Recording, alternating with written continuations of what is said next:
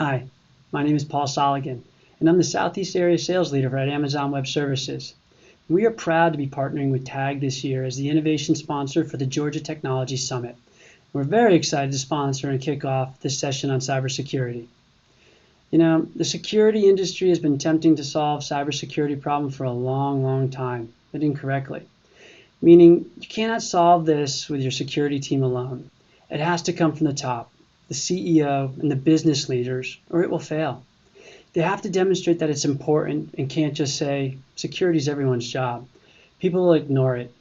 Culture is the most common thing missed, but we at AWS believe it's one of our key differentiators. At AWS, security continues to be top priority year over year. And it's the top concern of our customers when they're moving to the cloud. We see many organizations facing the same challenges in managing security of their on-prem infrastructure, stemming from two reasons. First one is lack of visibility into what resources and data are out there and where it's moving and who's accessing it. And secondly, there's a low degree of automation in remediating key security tasks. This combination comprises an organization's ability to effectively secure their on-prem infrastructure. At AWS, we know the cloud. All this is made a lot easier. It changes the speed of your execution and it allows you to stay agile and elevate your security posture. Our mission at AWS is to innovate on behalf of our customers so they have less work to do and can spend more time building and deploying and rapidly iterating on secure systems. With over 230 security, identity, and compliance features and services, AWS helps take the burden off the manual tasks associated with security so that you can focus on innovating on behalf of your business. And this is where zero trust really comes in. How do we diminish, possibly to zero, the trust that's been created within a traditional network? At AWS, we believe that the underlying security principles and advancing capabilities represent a bar-raising security model for both AWS Cloud and for the environments that our customers build on top of our services. In this session, you're going to hear from a terrific panel of security executives, all who have navigated their own security journeys within their organizations. They will address concerns around cyber threats and give you insights on how to build zero trust. I'd like to welcome Blake Brannon, who's the Chief Technology Officer at OneTrust, who will be moderating today's session, Cybersecurity, Zero Trust, and the Threats. Take it away, Blake.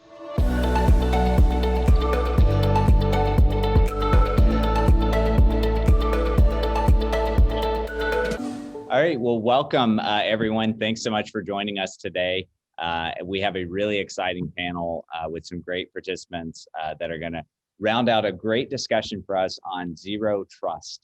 This is a term many of you probably heard in the news, but let me first, before I jump into some of the content, let me introduce our panel today, and I'll kind of go around as I see everyone here on my screen and let you kind of introduce yourself. But we have, first off, myself, Blake Brannon. I am the CTO at OneTrust. So I oversee building all the products that OneTrust as a company builds. We are an organization that helps organizations be more trustworthy by operationalizing their privacy, compliance, governance programs. So joining me on today's panel is Bob. So Bob, I will let you kind of introduce yourself and tell us a little bit about DefenseStorm. I'm Bob Thibodeaux, and DefenseStorm is a security services provider for banks and credit unions in the United States. We provide security operations, incident response, and also compliance, GRC-like products to help them comply with auditor recommendations and guidelines. And yeah, I'm the Chief Security Officer there. Thanks for your time today and joining us. Next, I'll turn it over to Bill from Deluxe. Bill, welcome. Thank you so much. Nice to be here. Yeah, my name is Bill Alfveby. I'm the Chief Information Security Officer at Deluxe. Deluxe, as you may or may not know, is the original payments company, over 100 years old, where we revolutionized payments by creating the check. But today, we're really a trusted business technology firm that helps small businesses and major financial institutions across payments, electronic payments, cloud services, check still, as well as promotional products. And really happy to be here as part of the talk. And you have a long history of seeing how all this has evolved then, being a 100-year-old company. So yeah, I wasn't there for all the years, but we do have a long history. Good point. And last but definitely not least, Paul from NCR. Paul, welcome. Thank you, Blake. It's a pleasure to be here. I'm Paul Farley. I'm the Deputy Chief Information Security Officer for NCR. Many of you are probably familiar with NCR. NCR has a long legacy, 130 plus years of developing solutions for our customers. And really, before I joined NCR, I didn't realize how many different things we do. So we don't have enough time for me to go through all of them. So I'll say that really we're focused on building solutions to help our customers run their business wall to wall. And we, in the retail, hospitality, and banking space, particularly, are where we focus.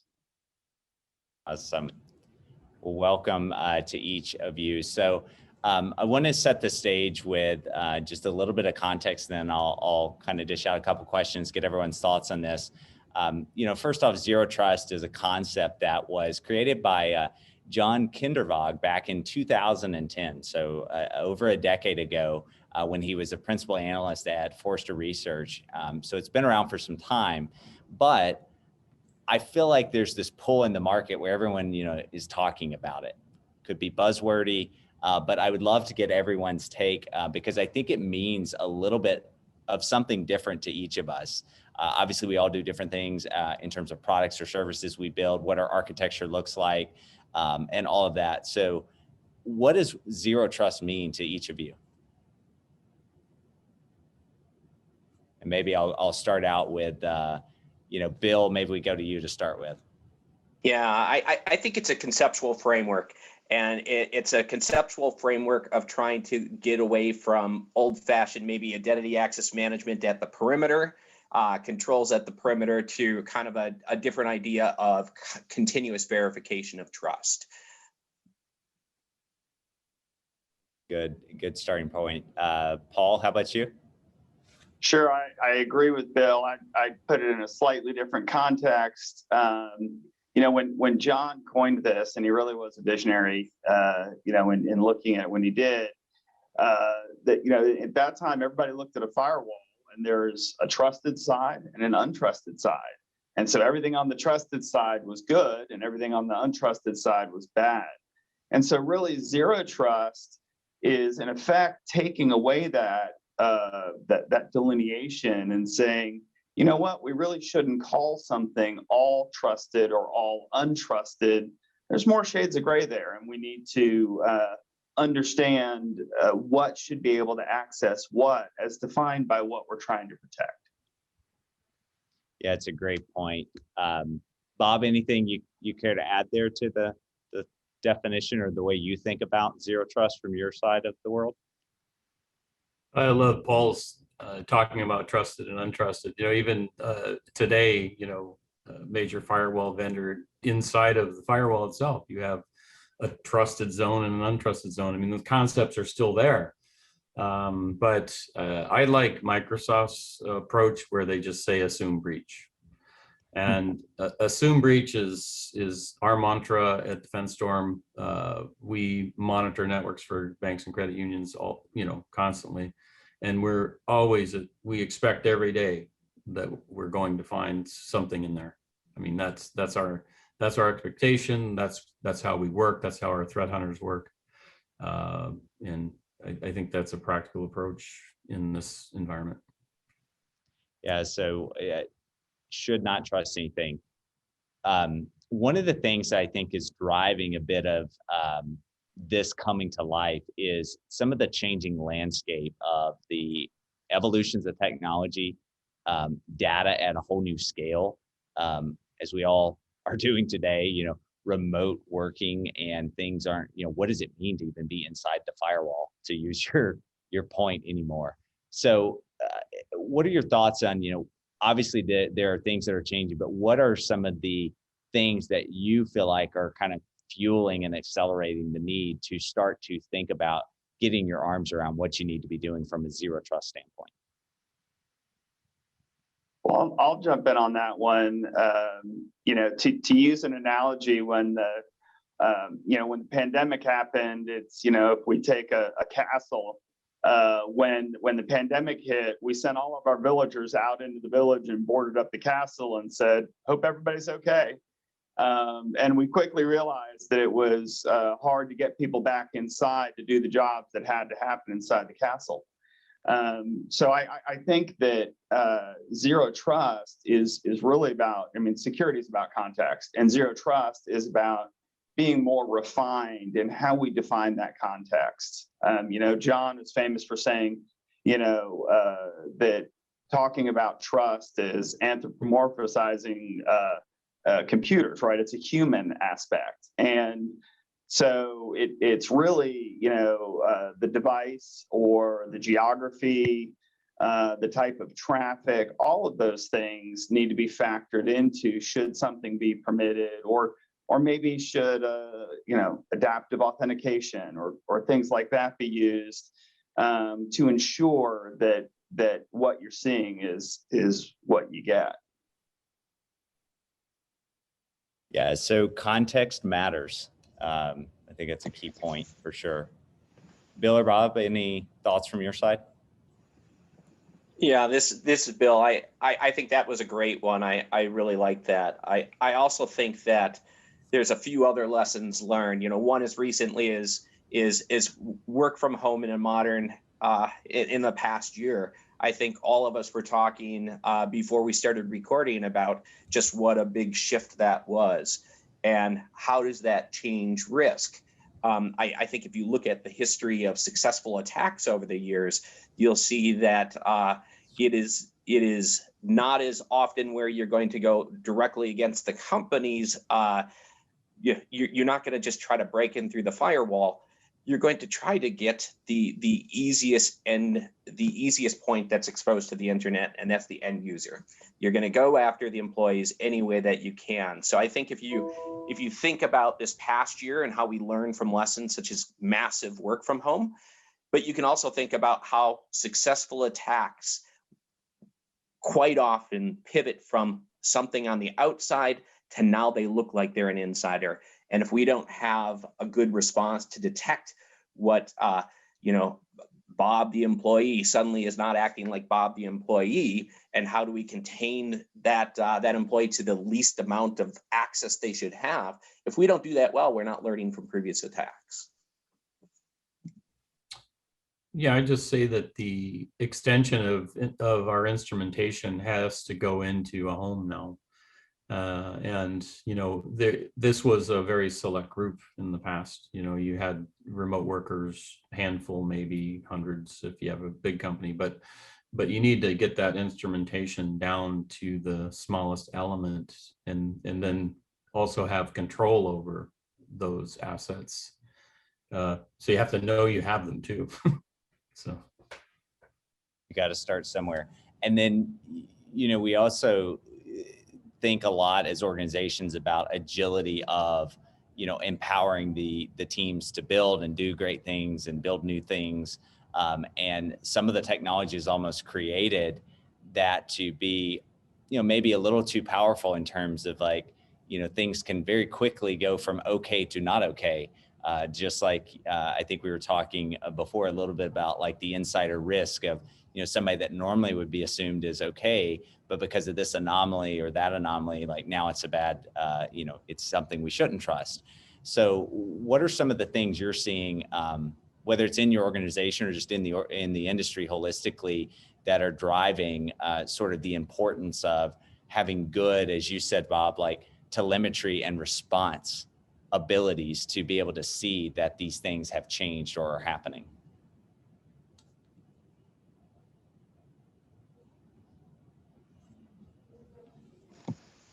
Yeah, I think a thing that I see is changing, and it's conceptually a part of zero trust, right? Is how could a small security team, or even think of a really large company, how can even a big security team catch up on just so much data that's feeding into them, and actually have a timely response. And again, whether it's an employee trying to do the right thing but making a mistake, and suddenly that mistake is exposed to the world, you can't wait like 3 weeks for some security team to detect that. And I think the way that security teams are continuously getting better, and companies are getting better, is through more and more automation of that detection, and even up to the automation of the response.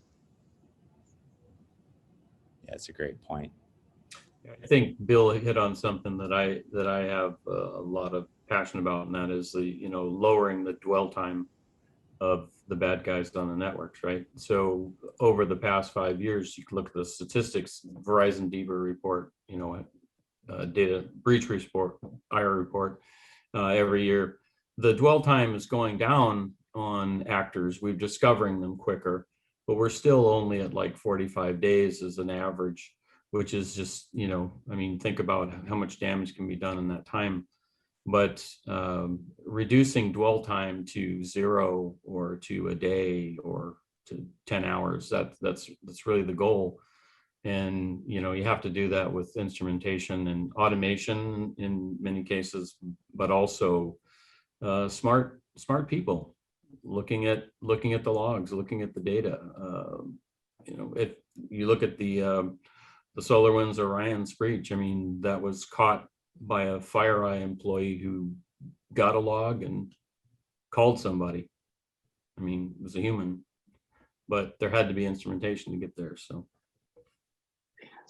Blake, I don't want us to be all paint the picture. We have a stereotype. Now I know we have a rep to maintain as security people, a little gloom and doom, but I will paint some hope. And part of the need for zero trust is to accelerate our business, to accelerate our companies. And so as we move to dynamic workloads in the cloud, as we move to things like containers, and there's a lot of solid business reasons to do that. Part of the reason we need to look at zero trust is to ensure that we're embedding zero trust principles into those environments to ensure that we enable what we're trying to do. So there's power in that if we automate the creation of the container, and we look, kind of from that asset out, what needs to access it and what are the rules to be able to get there. It's not an all or nothing, but we can automate that. So just as we're automating it to spin it up, if we need more resources to drive an application, we can automate creation with the right security architecture to defend it. And then I think the other side of that, to Bob's point, I don't think we'll ever take the humans out of the mix, but we can use machine learning to look at log data, to look at the context of a connection coming in and saying, wow, is this from a device I know? Is this from where that device normally connects from? Is this the type of traffic that normally happens from there? And then either stop it or, put barriers in the way to check it. These are things that happen in the physical world around sensitive environments, and we now have to do this, in the logical world. Paul, you've inspired me to say something positive too. Thank you. You're right. We shouldn't be doom and gloom. I think along that same point that you mentioned, the example of containerization, there are many parts of zero trust that are about business enablement and acceleration. I think as you get multi-factor authentication solved in a way that users are expecting good, easy use of multi-factor authentication, right? Maybe stop making me find a token that's attached to my keys, and instead make it so that it is a much more natural and easy way to do it, similar to my end user experience with my banking application, for example, my personal banking. So I think as we solve problems like that, we're actually making life easier for our employees and contractors too. Yeah, they definitely all come together. So the let's shift a little bit in the discussion here when we think about maybe pragmatic things. You gave some examples, Paul, with like containerization, some of the benefits. We talked about identity and some benefits. What are things that are, obviously the landscape of zero trust can go from DevOps, the way you're deploying and destroying containers, to endpoints, to networking, to people and identity and access, and even down to the data, to have that contextuality. How do you, as experts in your field and with what you're chartered to secure, how do you think about prioritization and even practicality of some like initiatives or things that individuals can do? I'll speak for myself. We've seen a shift with the pandemic, a lot to the endpoint, right? As we've pushed employees out into their own environments. Now we don't necessarily know what controls are in that employee's home. Who else is in that? I mean, is that, what else is on their network? Are there 10 computers on that network and various IoT devices, or is there one? We really don't have control of that, so we have to assume, nothing or minimal. And so, it's really forced us to focus a lot on endpoints, whatever those are, whether those are corporate-owned assets or bring your own device assets, and how those connect to the company applications. And the fact that some of them go directly to a cloud-based application that don't come near any of the company infrastructure. So the old paradigm of everybody connects to a VPN and comes in and kind of marches past the intrusion detection system that we can watch what's happening, that's out the window. And so there's people coming into the company that way. There's people going out to cloud applications directly. People are working from mobile devices increasingly. And so you really have to understand that endpoint and the role that it has in accessing your assets. Yeah, so endpoint, clearly a critical element in the security and trust factor. Bill, your thoughts on that question?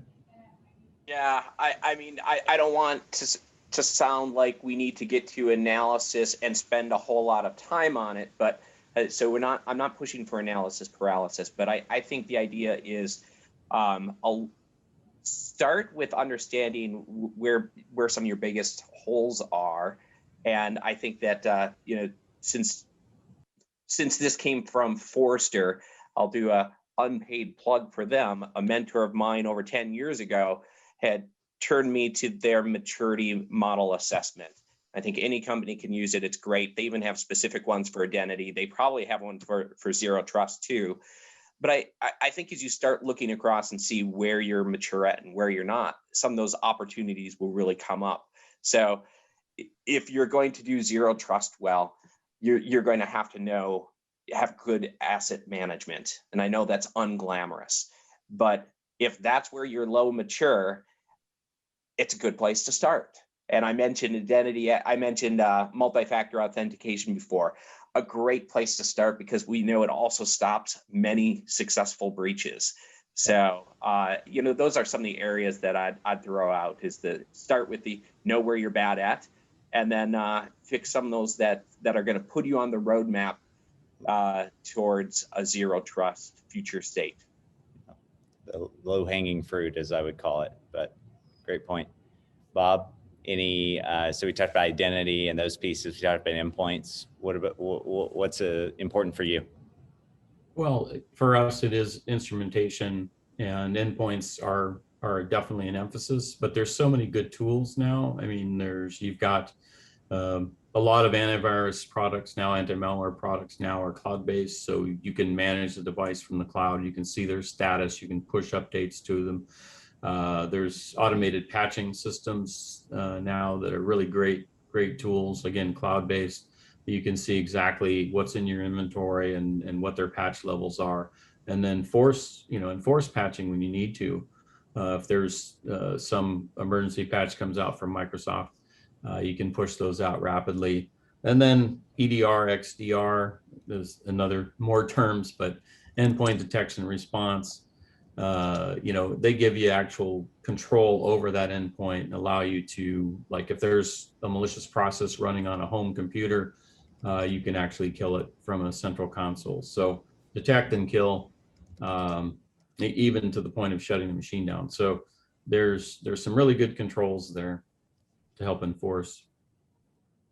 Yeah, great tools and instrumentation, as you would say. And I think, Bill, you had brought up a point about like notification obligations and things, and those are increasingly getting tighter. And the first thing that's going to happen, you have, without undue delay, to notify. Many clients put in their contracts that you have to notify. When you do that notification, maybe it's 72 hours, maybe it's 24 hours, 48 hours. The first thing they're going to expect is, well, give me all the logs and information about this. And you've got to have good understanding of, to your point, like the basics of what do we have, where's it at? You've got to have good instrumentation. You've got to be able to isolate that type of information as well. So I'm curious, as people think about these initiatives, endpoint related, instrumentation, logging, kind of SecOps related, identity related, and so forth, what does it take to get the company on board with some of these initiatives? When you think about going to your board or your CEO to get budget and approval, when you think about the business users and kind of the end user experiences and getting them on board to the point we were saying before of, like, we can't make this like the big negative, oh, security's making us, do blah, blah, blah. Yet again, I feel like I'm trying to run through mud with a chain tied behind my back as well. How has that experience been for you as you think about some of these initiatives? So I'll jump in there, and as security people, when you walk in the room, you have a big sign above your head that says no, and people are just waiting. They're just waiting for you to open your mouth and shoot them down. So I think the first thing you have to do is really engage with your business. Folks, learn what they're trying to do. Before you start talking about security, learn what they're trying to achieve. I call it the birthday party principle, right? When little kids go to a birthday party, they all go away with a party favor. So they love going to parties. Well, we kind of never change. So make sure that your business people get something walking away from the table, and they're more likely to come back and talk to you again when they see that you have their interests at heart. I'm going to steal from Bill. I think something that's really important is that maturity study. Technologists in general are known for going and spending a lot of money on tools. And if you put this up against, maybe business people are very tech savvy, or maybe they're not. So don't assume that they understand why you're doing what you're doing. It's very important to show that you're a good steward of that spend. And so if you can do a maturity study and benchmark where you are and do it in a very neutral, fact-based way, and then get agreement on, what are the first few things that we're going to work on, and then come back around and show them that you've moved the needle on that benchmark. You've matured in that area, and now it's time for another area. If you can do this and do this steadily, you'll build trust with your executives and your board, and make it more likely that they realize that you're pushing for the company overall and not just kind of out on your own security ivory tower.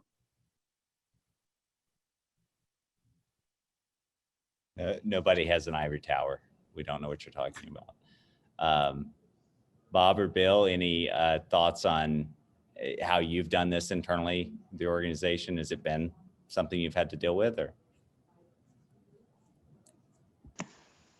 Yeah, and I can't say that I've gone to the board with a zero trust roadmap and say, hey, here's the, and again, think this is, if Forrester describes it as it's a marathon, not a sprint, I might describe it as it's really a walk that never ends. So I try to bring it in logical bits and pieces, logical segments, and always tie it back to, again, our threat model. What are we seeing? How does this actually prevent attacks? And why are we prioritizing this over that? and having that good stewardship that Paul mentioned. I think also what's been really important to me is to spend a little more time up front at every organization building those positive relationships across the company. And as I think Paul mentioned, really trying to understand how you can help someone else and help security out at the same time. So one of my 5 goals for last year and this year, stated goals, and this is for the department, and this goes, anyone in the company can see it, is number 1 goal, to help the company deliver their most important things, their most important projects. And we name them, we list them, to help them do so securely. And that's our first job, is to do what's most important for the company. And then we get into some other ones. And I think one of my other goals also helps, which is making security easier. And that's how we can point back to different things like, hey, here's those 150 times we implemented single sign-on last year, so that you don't have to remember separate username passwords, and so that you get a more seamless experience as you're throughout your day as you're going from one app to another. So I was kind of all over the board there, but I think to me it's really about picking the right things, showing the return, and building the trust internally so that other people have your back and are arguing for the same items that you are, or fighting for the same items you are. Yeah, makes sense. Has anyone partnered with like the internal HR team, or even maybe marketing team or corporate communications team as part of that initiative to kind of help convey those values and alignment? Or has it been kind of driven out of your own organizational groups? We have a communications person that is part of the security organization.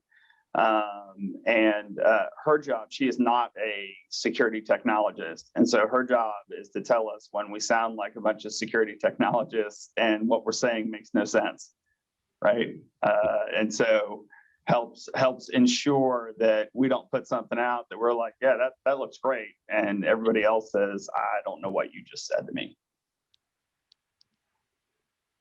Makes sense. Well, awesome.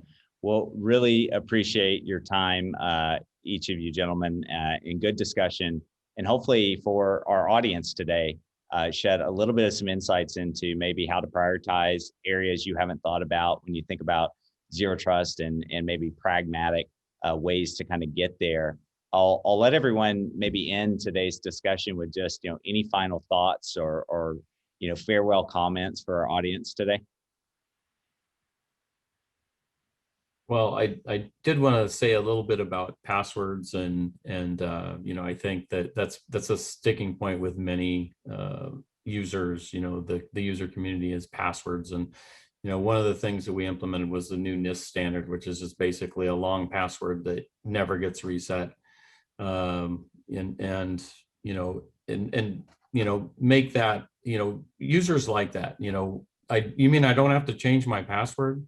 Only if you forget it. Okay, so that's a NIST standard now, and it's a great, I think it's a great thing. The other thing is some of the new technologies in passwordless.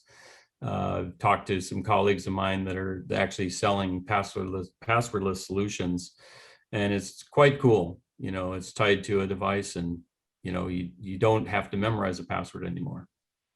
Yep. Yeah. I'll advocate for that. I use that for some of my accounts, and it is really nice, but I have no clue what my password is. So that long string that you talk about, no idea what it is. Mm-hmm. Bill or Paul, any final thoughts or recommendations? I'll say that I think that the need has never been greater. We see the velocity of events that's happening in the marketplace just seems to have no end, right? It's increasing incredibly over the last year and 6 months. But I would say that technology has evolved, and the capabilities to embed security to actually remove friction. Historically, security has put friction into processes, and now in things like zero trust can remove friction, can make security more invisible, which increases business outcomes. So I encourage folks to really lean into what is your company trying to accomplish? How can you get out of the way of your employees so they don't really even know you're there? And if you can do that, then you're on a path to success. Yeah, boy, tough to follow after Bob and Paul's points, because I agree 100% with both of them. You know, I think going and I think it's following on the same themes, right? If we can build trust within a security organization and our partners within the company and show that we're good stewards, we're thinking about the end user experience. They understand we're charged with kind of setting the direction for security strategy, but that doesn't mean we ever have to like literally make things impossible or make things a hurdle for just typical everyday use. And I think there are ways to get there. And the more we do that, the more trust we have when we do ask someone to slow down for a second. So everybody is signing up for better experiences by doing zero trust. That was kind of the theme of the recap here, which is true, by the way. No passwords, cert-based authentication. It is a great experience. Well, gentlemen, again, thank you for your time. Awesome discussion here. Thanks to everyone for attending today. I hope you have a great rest of your day. Take care.